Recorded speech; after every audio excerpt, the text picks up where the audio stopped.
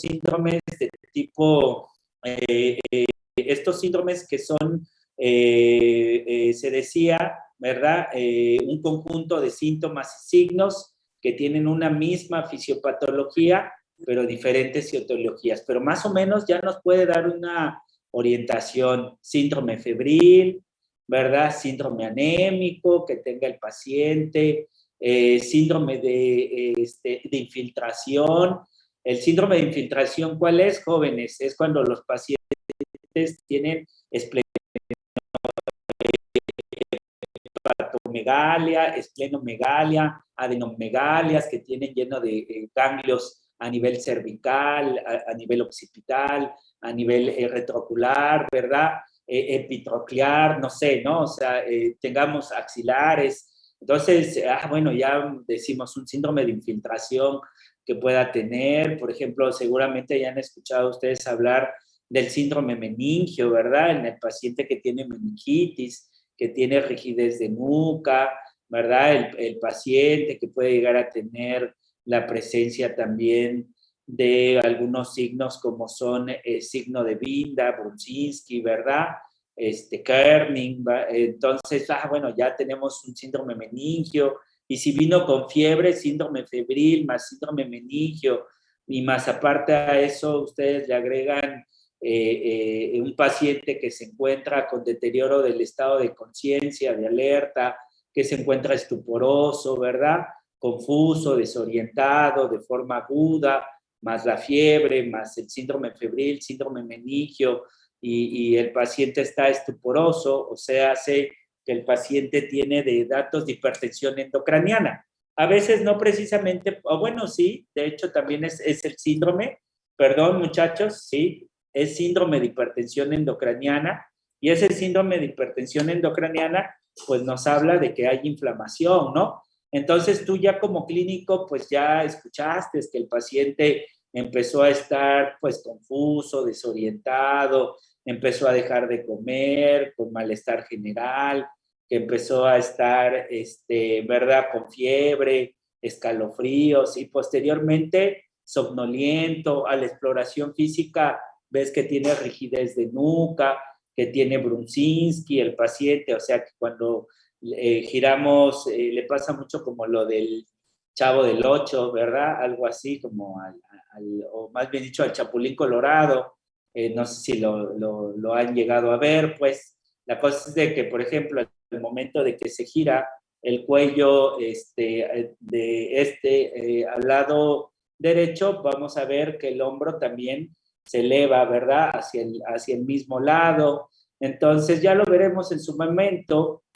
Ves que las pupilas se encuentran mióticas, pero reflécticas. O sea, estás empezando a hacer una exploración física, ves que tiene movimientos en las cuatro extremidades, observas y empiezas a ver lo que es si el paciente tiene síndromes de liberación piramidal, que esté hiperrefléxico, o sea, que tenga el paciente los reflejos osteotendinosos elevados, que apenas si tocas un poquito la rodilla y ¡pum!, rápido bota la pierna. Ves que el paciente de síndromes de liberación piramidal también tenemos, ahorita se me olvidó otro de los signos, pero bueno, buscas intencionadamente y dices, pues me parece que el paciente con todo esto, yo creo que tiene síndrome febril,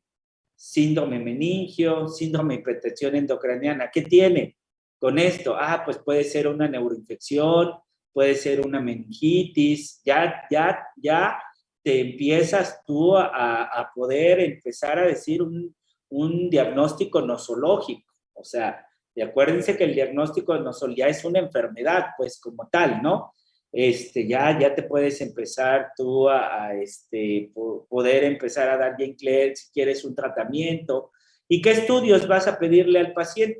Con todos estos datos que acabamos de hablar de este paciente que tiene una probable neuroinfección, pues ¿qué estudios? Pues una tomografía, no vaya a ser que tenga un tumor, ¿verdad? Recuerden que pues, los tumores cerebrales también te pueden dar síndrome de hipertensión endocraniana. A veces te pueden dar síndrome meningio, te pueden dar fiebre, puede ser un absceso, tal vez un absceso cerebral, o puede ser una hemorragia subaracnoidea, que haya habido una ruptura de una arteria meningia, sí, arteria meningi que te esté provocando a nivel, que esté obviamente a nivel del aracnoides y que te dé el paciente hemorragia subaracnoidea. Entonces tú ya dices, bueno, voy a hacerle una tomografía, voy a hacerle estudios paraclínicos, voy a hacerle una BH, una biometría hemática, si hay leucocitos con bandas altas, granulocitos altos, más reactantes de inflamación, como son proteínas C reactiva, velocidad de cimentación globular, ferretina, que ahora muchos se está utilizando como parte de inflamación, y una, muchachos, que ustedes seguramente ya han escuchado hablar, que es la procalcitonina. Actualmente muchas de las que se utiliza para saber infección bacteriana es la utilización de procalcitonina. Entonces solicitas procalcitonina y ves que entonces el paciente tiene leucos altos, procalcitonina alta, PCR alta. Entonces pues ya dices, parece ser que va para una neuroinfección. ¿Cómo lo confirmas, muchachos? Le haces tomografía y la TAC está limpia, sí hay un poco de inflamación en el cerebro, pero no hay absceso, no hay tumor, ¿verdad? Entonces, ¿cómo confirmas eso? Pues le haces una punción lumbar, ¿no? Le quitas, le haces punción lumbar, mandas a estudiar el líquido cefalorraquídeo, y el líquido cefalorraquídeo, pues esperas tú encontrar una pleocitosis, ¿no? Un líquido inflamatorio agudo, así se le llama. Este líquido inflamatorio agudo se caracteriza por tener pleocitosis, leucos altos, a expensas de polimorfonucleares, glucosa baja, proteínas altas, ¿no? Le puedes mandar a hacer un GRAN, muchachos, una tinción de GRAN, ¿no? ¿Y qué pasa si en la tinción de GRAN les dicen que tienen la presencia de, de cocos en racimo de uvas? Cocos en racimo de uvas. Pues ya dices, me parece que es una infección ocasionada por Staph aureus, ¿no? Entonces, vean entonces cómo es que se lleva a cabo el protocolo. Pero ¿qué pasa, muchachos? Nunca empezamos por los estudios. Nunca empezamos, bueno, a ver, ¿qué pasó con este paciente? A ver, dicen que viene, pues, inconsciente, que viene, confuso, no despierta. A ver, la TAC, a ver, no, muchachos, o sea, empecemos con los cimientos, las paredes, ¿sale? Eso es importante, siempre, nunca se les olvide, nunca les gane a ustedes empezar al contrario. La gran mayoría de los médicos, muchos que conozco, empezamos o empiezan con estudios y obviamente lo más importante es escuchar al paciente. Bueno, ok, ¿cuáles son objetivos y secuencias del proceso diagnóstico, jóvenes? Frente a un enfermo, el acto del diagnóstico clínico debe considerarse una clasificación para establecer la clase de enfermedad que padece el paciente con un pronóstico y realizar las actividades necesarias para mejorar la salud.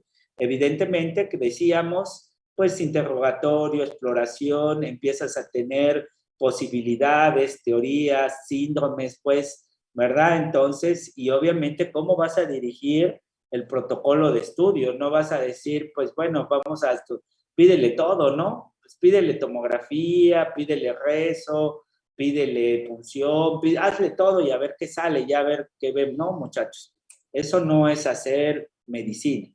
La secuencia habitual del proceso diagnóstico va desde pues obviamente, el objetivo es hacer diagnósticos sindromáticos hasta el diagnóstico final de la enfermedad que padece.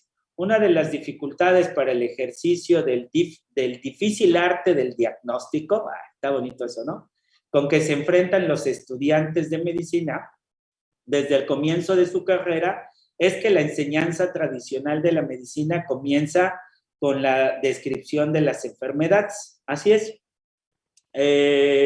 Decíamos que pues normalmente la medicina tradicional, o más bien dicho, la propedéutica clínica tradicional, pues siempre efectivamente te empezaban hablando sobre pues la definición de la enfermedad, sobre la epidemiología, sobre, si quieres tú, la fisiopatología, y hasta el último te hablaban sobre el cuadro clínico, sobre los estudios paraclínicos.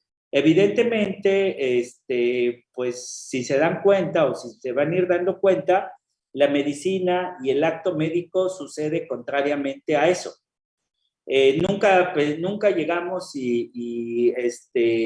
pues el paciente, no, cuando nosotros le damos la tribuna libre, como, ¿qué tal? Buenas tardes, soy el doctor Israel Flores, dígame, qué es lo que le está pasando, cuál es su molestia, qué es lo que le tiene con incertidumbre, estoy para escucharlo, pues en ese momento el paciente te empieza a hablar sobre sus enfermedades. O sea, empieza por el cuadro clínico, no empieza por definición, no empieza por epidemiología, no empieza por fisiopatología. Entonces, esa es la enseñanza tradicional. ¿Y en qué se basa esa enseñanza tradicional, muchachos? Esa enseñanza tradicional se basa en que todos los médicos tenemos que aprender a hacer una historia clínica. Si ustedes pasado mañana se meten a las clases de otro catedrático, de otro de los, pues fueron mis maestros también, y obviamente mucho respeto, pero desafortunadamente, pues como todo en la vida, pues todo va avanzando, ¿no? Entonces va cambiando, muchachos. Pero si ustedes se dan cuenta y si se llegan a meter a otras clases, se van a dar cuenta que pues toda la medicina o toda la enseñanza propedéutica se va a basar en hacer una bendita historia clínica. Eso.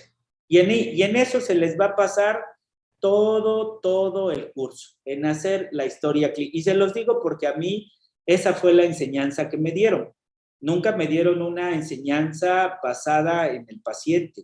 Nunca me dieron una enseñanza basada, ¿verdad?, enfocándose a un escenario clínico, enseñándose, evaluando, ¿verdad?, y haciendo diagnósticos sintomáticos, haciendo hipótesis, muchachos, tratando de agilizar el pensamiento clínico. Desafortunadamente eso no lo tuve, pero bueno, ustedes pues aprovechenlo, ustedes lo van a tener, aquí lo vamos a ver. Y no es porque lo haga yo, sino porque esto pues ya viene por médicos clínicos de mucho prestigio, que pues por eso estamos utilizando el libro de Argente. De hecho,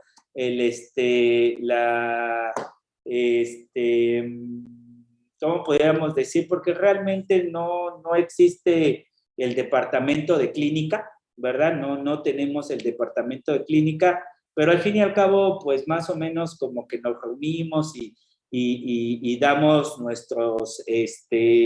pues nuestras formas y puntos de vista, y desafortunadamente, pues sí, como que estamos, unos estamos pues en otra situación, y los másters, ¿verdad? Los grandes másters, pues ya ellos dicen, no, ¿cómo me vas a venir a cambiar? Pues, ¿cómo vamos a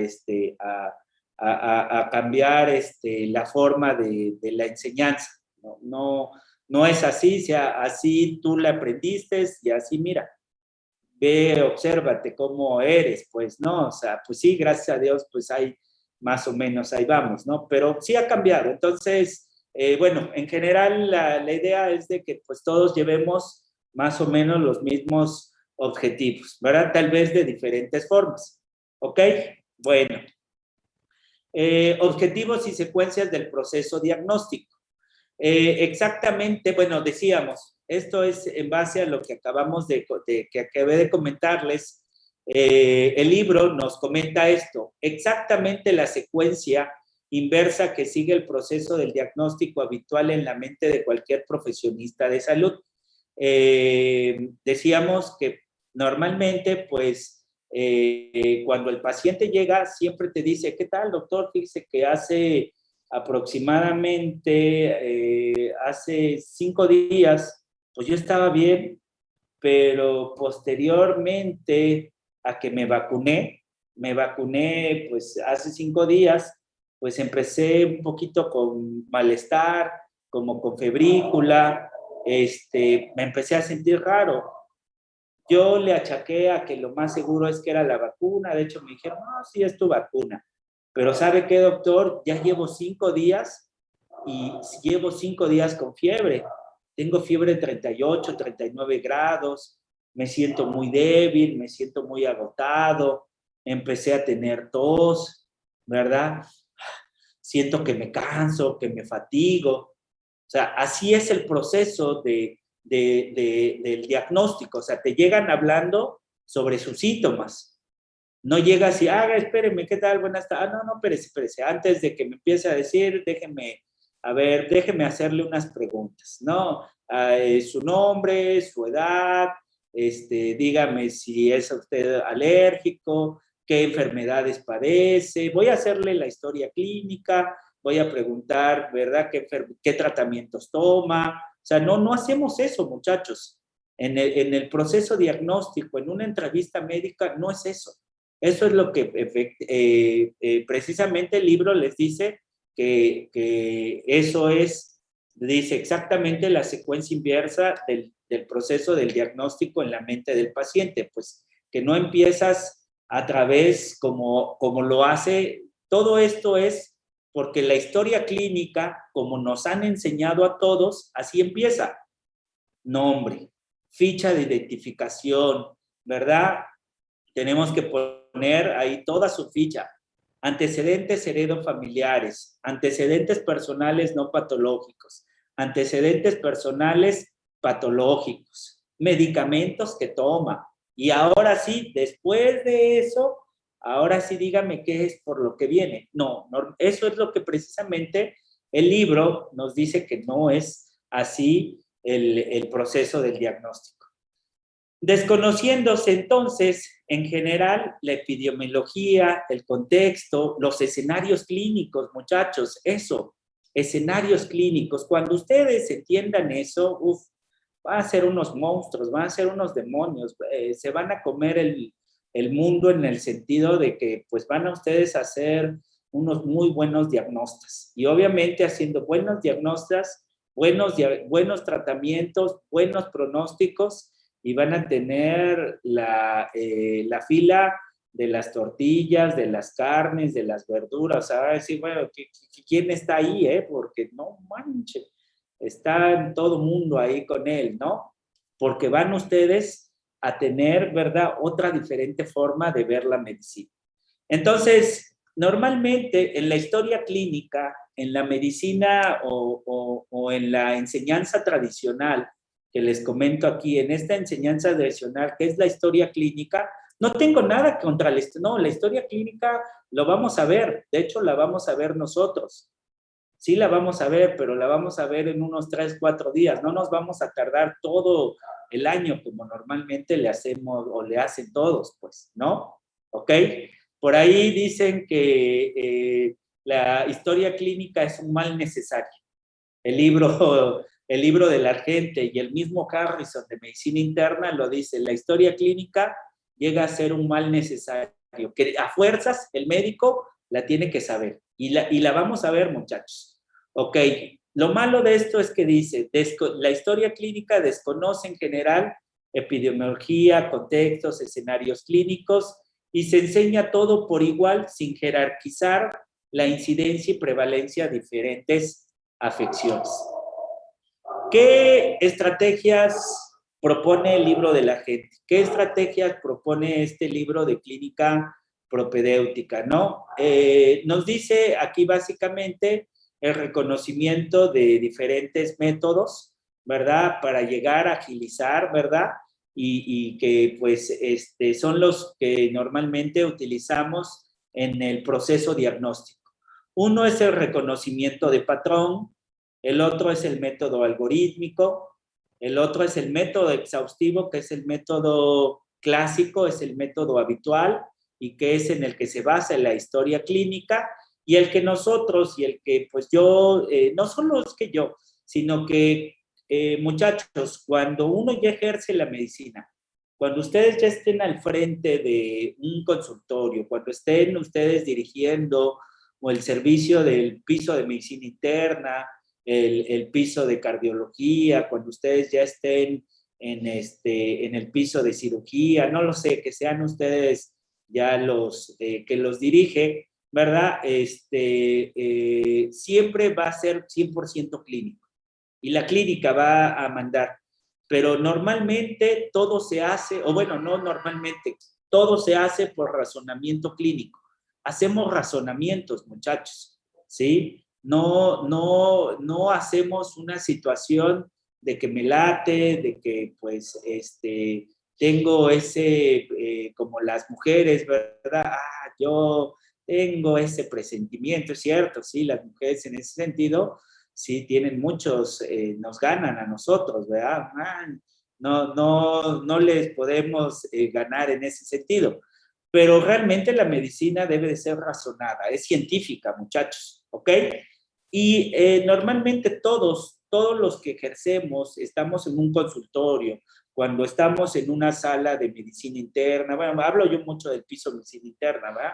Por obvias razones. Cuando estamos en hospitalización, cuando estamos en un servicio de urgencias, siempre utilizamos el método hipotético deductivo. Este método es el que utilizamos, el razonamiento, el empezar a hacer, ¿verdad?, posibles diagnósticos, empezar a hacer, ¿verdad? Bueno, vamos a ver cada uno de ellos. Está muy interesante, ¿no? Todo esto. Uno de los métodos que el clínico utiliza, a veces, muchachos, nada más para terminar, podemos utilizarlos incluso, los podemos conjugar, podemos hacerlos mixtos, podemos ser como híbridos, pues, ¿verdad? Podemos hacer un método de reconocimiento de patrón, de algoritmo, más el método hipotético deductivo, o sea, de todos, pues, ¿no? Y obviamente esto lo va uno depurando, lo va uno haciendo mejor conforme pues van pasando también los años, conforme vas viendo pacientes, conforme vas teniendo mayores reconocimientos mientras estás estudiando más. El que estudia más tiene un amplio panorama clínico. El que estudia poco, su panorama es diminuto. No, pues no. Va a decir, no sé, pues no, a mí no me pongan esto, pues, ¿no? O sea, ve con uno que sea médico, pues. Aquí, mientras ustedes estudien, va a ser un panorama brutal, ¿verdad? Bueno, reconocimiento de patrón y método gestal. Este reconocimiento de patrón, el médico puede realizar el diagnóstico con solo mirar al paciente. A su mecha, parece internista, ¿eh?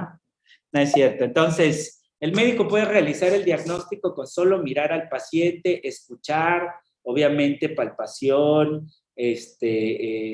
pues vamos, nada más utilizando los sentidos. Por ejemplo, nos dice, puede uno reconocer algunas situaciones que se les llaman fenotipos o estigmas, como ustedes le quieran llamar, ¿no? Fenotipos, estigmas. ¿Qué son estos fenotipos o estigmas? Son manifestaciones que las enfermedades, ¿verdad?, ya dejaron como cierta secuela, cierto estigma a una persona. Por ejemplo, un paciente con hipertiroidismo. ¿Cómo es un paciente hipertiroideo? Es un paciente delgado, ¿verdad?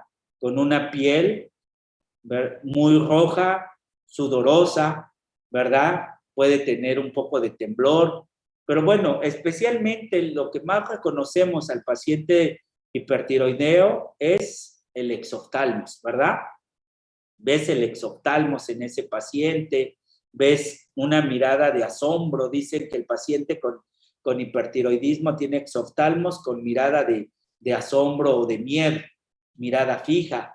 Muchos de ellos pueden tener bocio, ¿verdad? Pueden llegar a tener bocio. Decíamos, en algunas situaciones de algunos pacientes más crónicos, más avanzados, la piel está hiperémica, rubicunda, caliente, toda, ¿no? Edematizada, dicen que tiene como piel como naranja. Y precisamente a esa triada que les estoy comentando, a esa triada que tiene exoftalmos, bocio y dermatopatía, se le llama, es la famosa triada de Salomón y Chopra, así es. Entonces, la triada de Salomón y Chopra, o los criterios de Salomón y Chopra, sería estos tres que les digo. Entonces, tú lo ves y dices, ya, me parece que va para allá, ¿no? Va para un hipertiroidismo. Pero hemos dicho en medicina que no existen signos y síntomas patognomónicos, que no solo porque los veamos, que digamos, no, yo soy un máster, yo soy un cabrón, yo he visto tantos pacientes que yo sé que ese paciente tiene eso. No, muchachos, tenemos que volver a hacer todo el proceso diagnóstico. ¿Cuándo empezó? ¿Cómo empezó? ¿Qué molestias tiene? Todo, ¿verdad? Interrogatorio, exploración física, cimientos de una casa, muchachos.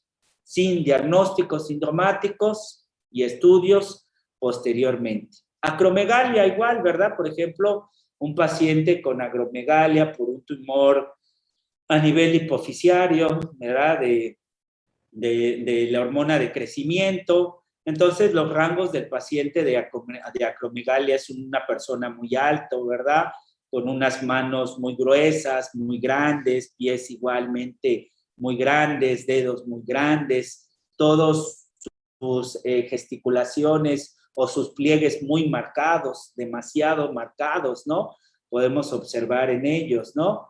Entonces, pareciera ser una acromegalia. Un paciente, otro de ellos es el paciente con cirrosis hepática, un paciente que tiene cirrosis por alcoholismo, por una hepatitis, por hepatitis B, C, o actualmente una de las causas más importantes de cirrosis hepática está el hígado graso, ¿no?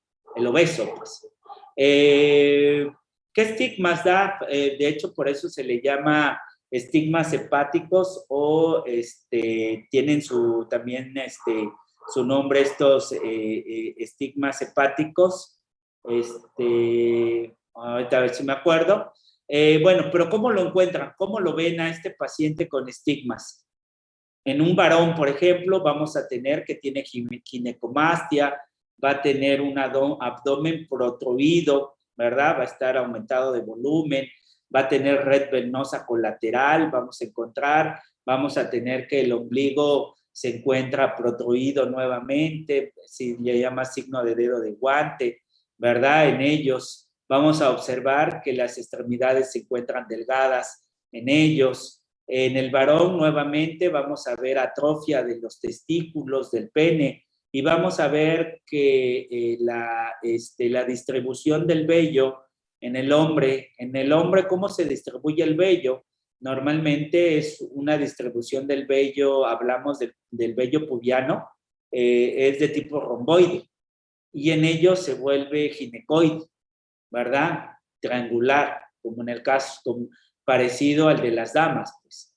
Entonces tú empiezas a encontrar estos signos en otro de los signos importantes de estigmas hepáticos que tienen los pacientes son en el alcohólico específicamente, son la hipertrofia parotidia.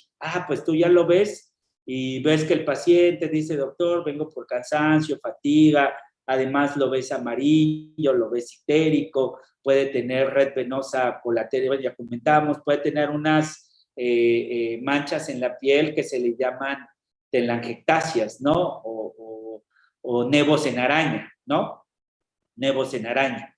Pues con todo eso, muchachos, pues ya dices, me parece que este paciente tiene cirrosis hepática, ¿no? Ya se comentó la enfermedad de Cushing, ya también en algún momento ya hemos hablado del paciente con AR, un paciente con enfermedad renal crónica, un paciente con enfermedad, ¿cómo lo vamos a ver? Edematizado, vamos a ver que llega hinchado, vamos a ver que la cara, ¿verdad? Los párpados están edematizados, los cachetes edematizados, muy pálido lo vamos a ver con palidez de las mucosas, pero la piel empieza a tener un tono un poquito más ocre, más, pues el paciente empieza a verse como más morenito por una insuficiencia suprarrenal que pueden llegar a ellos a presentar, aparte de la enfermedad renal, la insuficiencia suprarrenal y las toxinas, ¿verdad? La amoenia que llegan a tener estos pacientes, pues dan como consecuencia ese cambio en la piel, una piel más tiznadita, pues. Entonces tú ves a ese paciente dematizado con las mucosas muy pálidas, cambios en el color de la piel, ¿verdad? Hinchado, hipertenso, bueno, ese ya tal vez es un signo, ¿verdad? Entonces, pues tú, ¿qué sospechas? Que puede tener enfermedad renal crónica. Esos son los